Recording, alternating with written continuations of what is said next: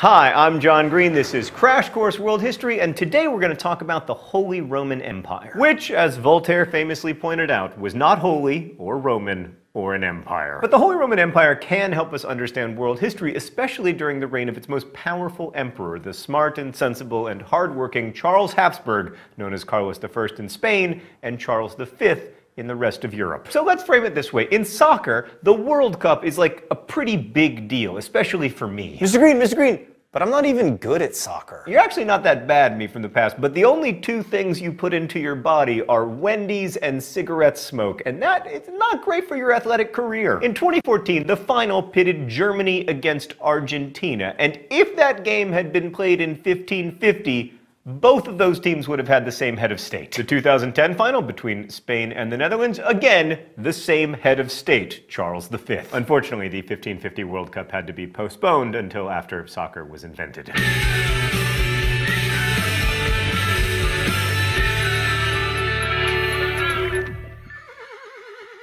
So Charles V ruled one of the biggest empires in history, behind only Genghis Khan, Joseph Stalin, and Stalin's successors in the Soviet Union. In addition to claiming to rule most of Europe during Charles's lifetime, one of his dominions, Spain, laid claim to nearly all of the New World outside of Brazil, and a few of his subjects, the miserable survivors of the fleet of Ferdinand Magellan, became the first known humans to circumnavigate the globe. Under Charles, the template for the colonization of the Americas and the Christianization and treatment of its indigenous people was laid down, and Charles gave his seal of approval to the Jesuit order to convert Asia. He underwrote the first mission settlements to California and began the process of turning the islands known as the Philippines into Asia's largest Spanish-speaking country. But he wasn't just a conqueror. Charles also hosted the Valladolid debates, the first known discussions of universal human rights, and he actively sought to end slavery for many, although not for all, and he didn't really succeed in ending it for anyone. Yet for all that, Charles V isn't known as a giant of world history. I mean, his realm, the Holy Roman Empire, was ultimately a failed state, and his reign a bitter disappointment, even to himself. Trying to rule an empire stocked with rebellious subjects, including Martin Luther, and with territory in two hemispheres, Charles V managed to totally bankrupt his realm, and that was kind of impressive, because he had access to the silver and gold of the New World, the Renaissance banking fortunes of Italy and the Netherlands, and the military power of Spain. In short, Charles V was to the Holy Roman Empire what Screech is to the Saved by the Bell alumni. By the time he died, crippled with gout and malaria at the age of 58. Wait, are we still talking about Screech? No, apparently we're talking about Charles V now. Anyway, the Holy Roman Empire was defaulting on massive debts to its creditors. So among historians, the debate over whether Charles could have been a successful emperor tends to break into two schools of thought. One argues that the Holy Roman Empire was doomed to fail, largely because it lacked the nationalism that powered the rising nation-states like France and England. But Voltaire was probably right that the Holy Roman Empire was doomed from birth. Over its 1,004-year history, the Holy Roman Empire never had the means of levying direct taxes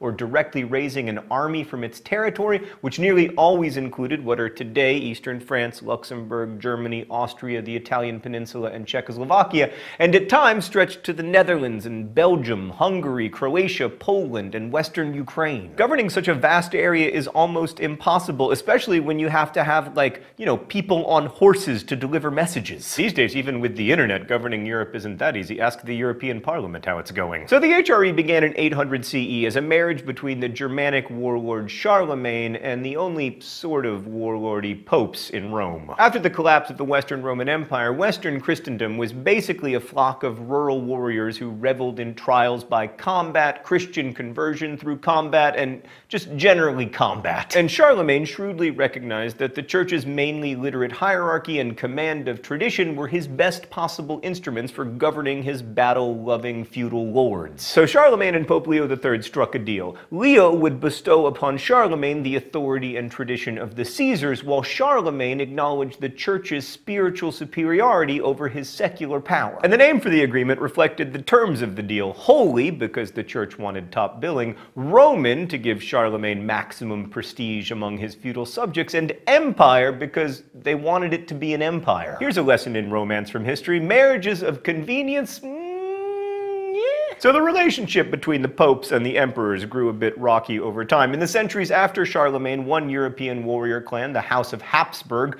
fought to claim the emperor's throne and to establish dominance over the papacy. And one of the tactics used by the Habsburgs was to promote dynastic marriages between Habsburg cousins, thus keeping inheritances within the family and out of the hands of the church. This Habsburg inbreeding worked politically, but over the centuries it brought out recessive family genes for mental illness and, most famously, these oversized lower jaws that became Europe's most recognizable profile. In short, inbreeding, great way to keep money in the family, maybe not the best way to keep A++ kings in the family. The papacy fought back, and in 1356 the position of Holy Roman Emperor was turned into an elected position. Candidates for the crown henceforth needed to win support from at least 4 of 7 electors. Now, this didn't prevent the Habsburgs from reclaiming the throne, but it did force the family to pay fortunes in bribes and favors to win it, because, as always, money wins elections. Charles was no exception, and the bribes he paid to secure his position as emperor in 1521 meant that he started off his rule in debt,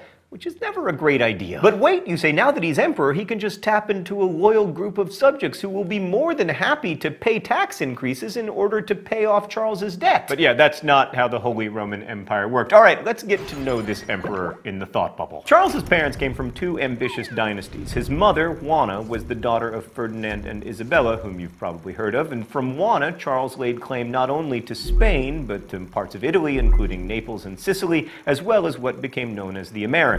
Charles's father was the Duke of Burgundy, Philip the Fair, and through Philip, Charles could claim the German lands of the Holy Roman Emperor Maximilian I, Philip's father. So Charles's existence was pretty much a genetic engineering job designed to produce a ruler of Spain and Germany. Only Charles was neither Spanish nor German himself. He grew up in Belgium in the Dukedom of Burgundy, which technically made him a French subject. And ruling over so many disparate people was a recipe for trouble. Like, German peasants in Frisia had revolted against the empire in 1515, but they weren't nearly as troublesome as the Germans living in towns. By the time Charles bought his throne in 1521, German merchants had come to think of themselves as being guaranteed the rights to speak in a parliament, to have a say in their taxes, and even to form their own militias. Protestantism was also a big headache for Charles, especially when Luther and his followers claimed that they followed their conscience in matters of religion rather than the emperor's will. Charles thought that he solved this problem when he faced Luther at the Diet of Worms in 1523, but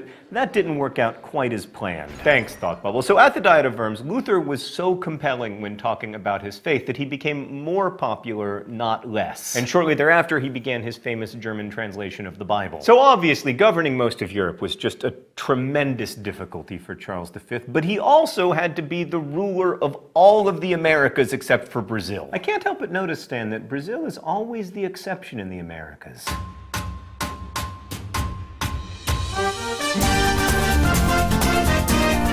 And with the Spanish conquistadors' subjugation of the American Indians by the late 1530s, Charles's life got even worse, or arguably better, because he was richer and had more subjects, which is the point of being an emperor, I guess? So unlike most of the Spaniards in Spain's colonies, Charles actually showed some concern for his native subjects, but he couldn't really do much. Like in 1520, after receiving a steady stream of complaints about how the native people were being abused, Charles banned the granting of new encomiendas and ordered his officials to phase out the old ones. And this worked not at all. Hernan Cortés and other leading conquistadors completely ignored Charles's orders and just kept doling out encomiendas. And then Charles sent new orders saying that the Indians are, quote, to live in liberty as our vassals in Castile live. If you have given any Indians in encomienda to any Christians, you will remove them. Cortés responded, the majority of the Spaniards who come here are of low quality, violent, and vicious. Well, I guess he was self-aware. Anyway, his response amounted to, we can only get Spanish people to come here if they have the right to exploit other humans. And then in 1526, Charles gave in and allowed Cortés and later Pizarro to issue temporary encomiendas to their men. Now, so far, Charles isn't looking so good in this story, so it might be useful to compare his record to those of his contemporaries, who, in theory, ruled more coherent and governable states. And it just so happens that Charles reigned at the same time as 2 of Europe's most notable proto-nationalistic leaders, England's Henry VIII and France's Francis I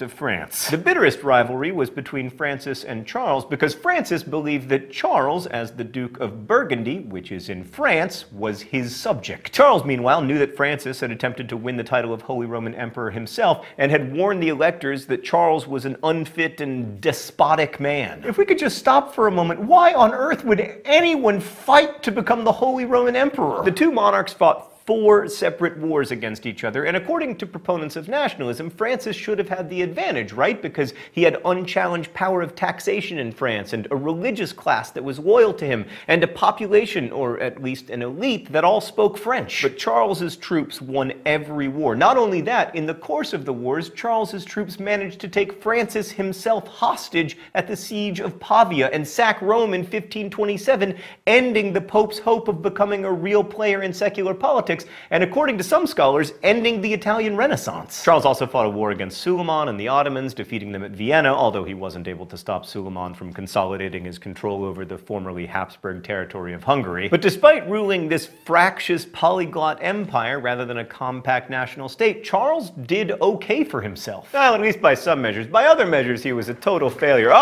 It's time for the open letter. But first, let's see what's in the globe today. Oh, it's all of my past romantic relationships. An open letter to failure. Dear failure, you're so often in the eyes of the beholder. Like, what looks like failure at one point in your life can later look like a wonderful success. I mean, Charles V had a lot of successes, but ultimately, he viewed his reign as a terrible failure. That's why he eventually abdicated and retired to a life of full-time beer drinking. And then he split up his empire, with his brother getting the Holy Roman Empire and his son getting Spain. And that was probably, marginally at least, a good thing for both the Holy Roman Empire and Spain. In short, failure almost no person is merely a failure or even merely a success. So enough with all these falsely constructed dichotomies, failure. They are complete failures. Best wishes, John Green. So the story of Charles V reminds us of something we learn again and again when studying world history, that there are multiple sides to every piece of history. Yes, the Holy Roman Empire under Charles V ceased to be holy in the sense that it was no longer 100% Catholic.